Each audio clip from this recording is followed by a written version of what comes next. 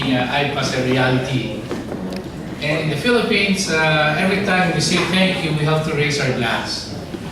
And if I cannot thank enough DDG Onayama, so I will always have to raise my glass, and I will never end up stopping drinking, whether you're here or not. The great friend, you make our dreams come true. Thank you very much.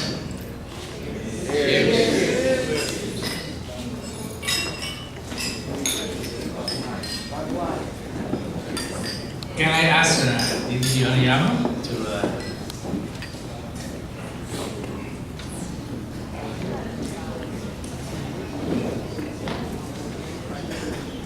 sounds like Japanese.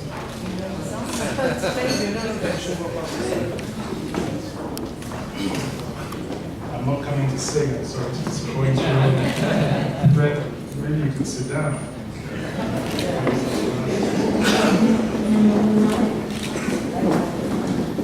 The distinguished Undersecretary for Science and Technology, the distinguished Director General of IP Phil, and his wonderful wife, the distinguished Mr. Mikado, the senior partner in the law office, the very distinguished colleagues of mine of sorts, Alberto Bosso, who has worked so tirelessly on this IPAS project, Paolo Agostino, of course, the dynamic duo, I really should call them, the excellent speakers, resource persons in this workshop, seminar, my colleague, of course, Yumiko Mana, Irene, and the other outstanding speakers during this program. And of course, my right hand, I call her, Rowena Pacquiao. So as I'm a Filipino, as you have heard from the DJ, and this is true because I now realize and appreciate just how much soul you have, especially in the music in this country. And I would also, first of all, like to congratulate the choir. It's just amazing. I was completely bowled over by your performance. And distinguished ladies and gentlemen, practitioners, IP practitioners, IP users, we are, of course, essentially, well, first of all, for me, it's my first time in the Philippines. And the DG cannot stop thanking me, but I really cannot thank him enough. First of all, for inviting me to this wonderful, wonderful country, and really for the very warm and overly generous hospitality, I should say, that has been extended to me in particular, and also to my colleagues from Geneva since our arrival. Of course, the hospitality and generosity of you Filipinos is legendary, but I must confess that coming here and experiencing it firsthand, it really was even beyond my wildest expectations. So I really cannot thank you all enough. When I look at the achievements of IPAS and the very impressive statistics that we saw on the screen, one thing that it really calls to mind to me is the quotation of a certain Englishman during the Second World War, Winston Churchill, that never has so much been done for so many by so few. And in a sense, this has really been the story of IP in the Philippines. starting first of all with IPO film, relatively small number of multi-talented people, as we have seen, who have really achieved so much in such a very short period of time. And the beneficiary, of course, are the people, 100 million people of this country. And the impressive economic and technological advances of this country bears testimony, I think, to the work that the DG and his team are really carrying out in this country. We are in a knowledge economy, in a global village, extremely competitive. And the real advantage that any country is going to have over any other in any particular sector is really going to be the knowledge advantage, to be competitive today. And that, at the end of the day, is what intellectual property is all about helping to achieve exclusive position, monopoly position in different sectors. And we have seen around the world with so many, a number of countries with absolutely no natural resources whatsoever, which are extremely rich, where people enjoying, the most impressive standards of living, and essentially just relying on the knowledge of the people. And I think we can see that the very impressive advances that this country is now making technologically, economically, as culturally, is in no small measure due to this dynamo, this engine room of the Intellectual Property Office. So I really cannot thank and congratulate you, DG, and your relatively small staff in the amazing work you're doing. And of course, initially in a lot of countries, the IP office tended to be very bureaucratic, and it was just really a registration office for registering intellectual property rights, your trademarks, your patents, your designs. But the real challenge is for that office to be a hub within the country and establish linkages with all the creative sectors in the society, providing information, providing technological information, facilitating the acquisition and delivery of intellectual property rights. And I really witnessed that in action today as I visited various universities and saw what they were doing in the technology field, driven essentially by IPO film. And this really is what is laying the foundation and the groundwork for the industrial, technological takeoff of this country. Being able to raise the level of awareness of the policymakers and major decision makers, your academic institutions, your inventors, striking up really effective partnerships with different countries and institutions. And here we've seen from different countries, at this table, Israel and so forth, who are doing really well in the field of innovation, tapping into that. And one really cannot and should not underestimate the importance of the work that IPO Bill is doing. And really to succeed in any endeavor, leadership and vision is really important. And I think that that is what is making a lot of the difference here, the vision and the leadership at the head of the IPO Phil.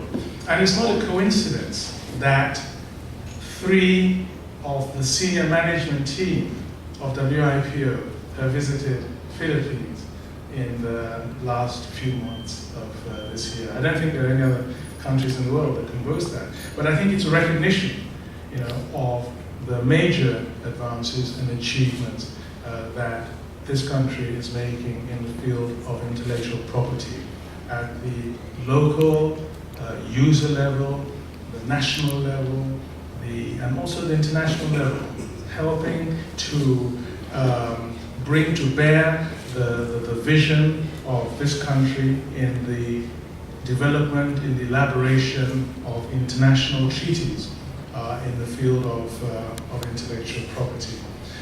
So I hope you haven't, you're not tired of seeing us senior managers in this country, because we'll keep coming back for all kinds of reasons, including the wonderful music and the food. It's just been something else. As I was telling somebody, I don't think I've eaten more food in such a short period of time as I have in this country. But wonderful food, it really has to be said. And it has been a wonderful, wonderful experience for me. And I certainly hope to come back very quickly. As I said, I have at my right hand a Filipino, and my being here, if I have achieved anything professionally, successfully, a lot really is down to Rowena Padua, who has been a wonderfully positive face of the Philippines in the World Intellectual Property Organization. And maybe just once again to congratulate my team, the WIPO team that worked on this IPAS, Paolo Agostino and Alberto Bosso. As you can see from the statistics, the cleaning of the files and so forth, it's a lot of very, very hard work. And the passion, the dedication, and above all, the sheer competence that they bring to their work is extremely impressive. And we in WIPO are extremely proud of what you have been able to achieve, of course, not just in this country, but a lot of countries around the world. And this really shows the good face of WIPO. Intellectual property sometimes can be a contentious issue, controversial in various areas, but they really, with their work, are showing such a positive image of the organization. We're so, so proud of you guys. And of course, the university initiative, Yumiko Hamano, it's almost single-handedly, she has developed this whole program in the organization that is so relevant. The role that the academia plays in research and development and using and innovation. And she has really developed the program, and as you have seen, those of you who have participated during this week in the program, how important it is and how good the product she has produced is. And again, I really just cannot thank her enough.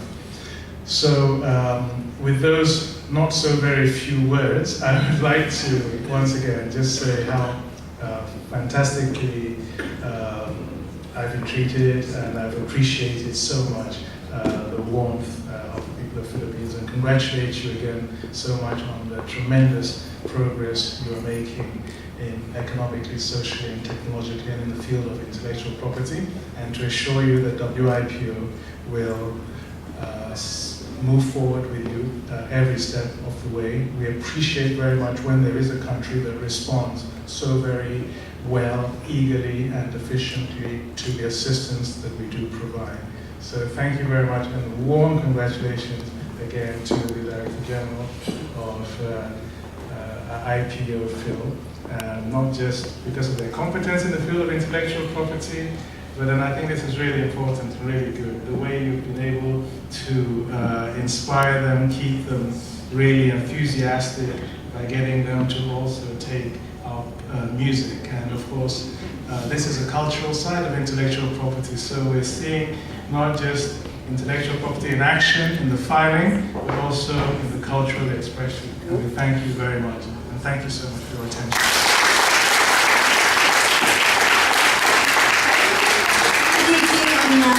To stay on stage, DG, and for DG Blanca Flor to join him for another round of applause. For the final round of toast. So at this point in time, we would like... We're gonna sing. Ito Ilongos. My next toast is for, I always cannot stop thanking Waipo enough, so I have another reason to drink again. The truth is, I don't need an excuse to drink. I have a very understanding wife. Ladies and gentlemen, may I acknowledge my dear wife, Mitzi. The reason we're doing so well at IPO is because I have an IP advocate at home.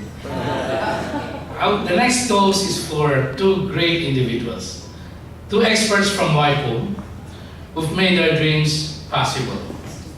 I'd like to call them Batman and Robin. But the problem is, I don't know which one is Batman and which one is Robin. And the other reason is, that duo has another duo in the local version. Yes. So I decided to call them just the same, Batman and Robin, and the Philippine version, Batman and Catwoman. Ladies and gentlemen, may I acknowledge Paolo Agustino and Alberto Bosio. Please join us on stage. Our two experts from South America and Portugal. And the movie Spirit in the Philippines, DDG Andrew Ong and Catwoman Sorry Marshall.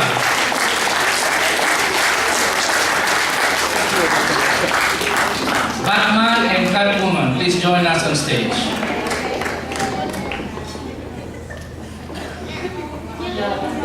Sorry, these four labored so many working hours every day. The team has been here 5 times, and they work like 2 o'clock, 3 o'clock in the morning, and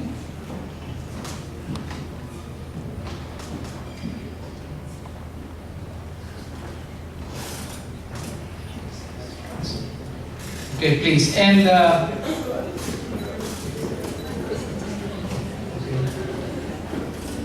please. And there's the reason why this is a reality. But you know, it takes more than the spirit. It takes IT. And the woman behind IT is no less than our assistant director for MIS. Can I ask Lou to come, please?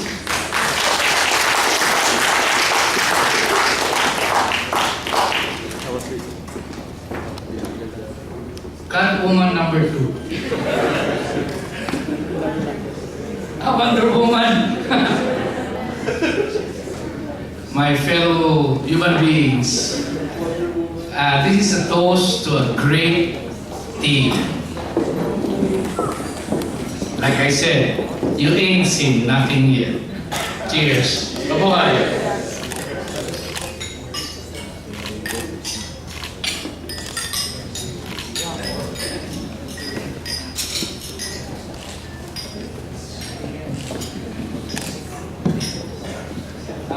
Please, everyone sit down. Ben, can you call the rest of the team, please? Okay, we will be calling the IPO field personnel who worked toiled hard to make the IPAS dream come true. May I call Mr. Noli Prudenciado to join them?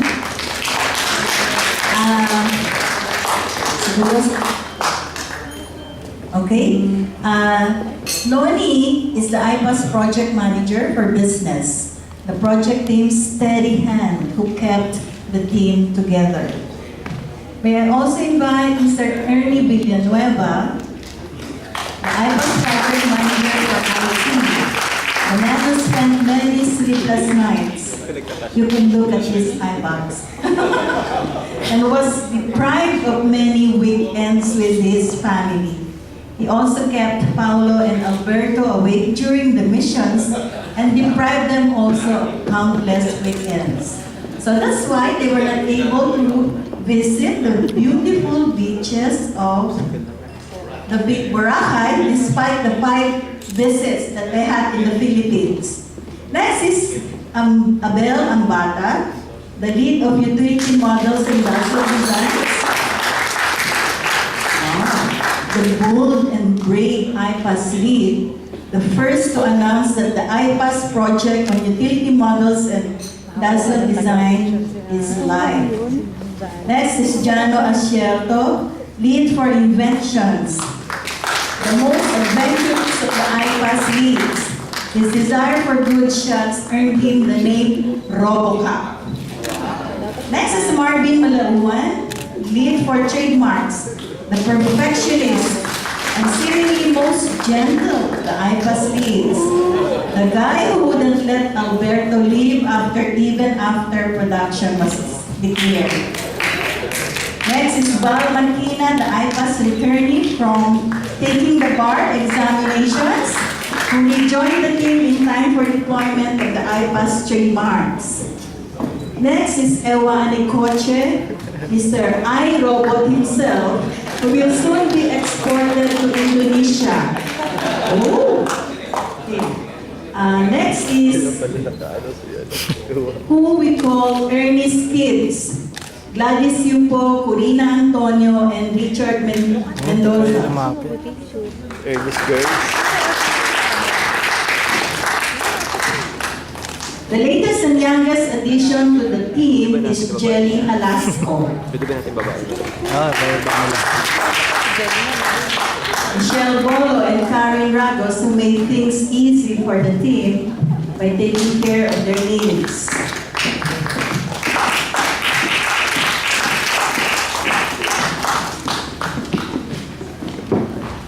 It's a long list. Next is we have 2 team members who had to leave the team for other things. Jane Larida for IDM, pirated I would say, and Rodel Espiritu to pursue further studies.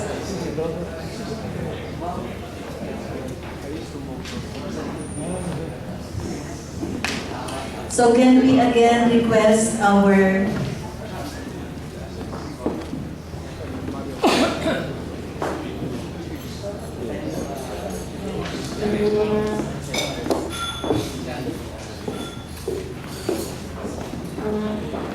okay, guys, get your glasses.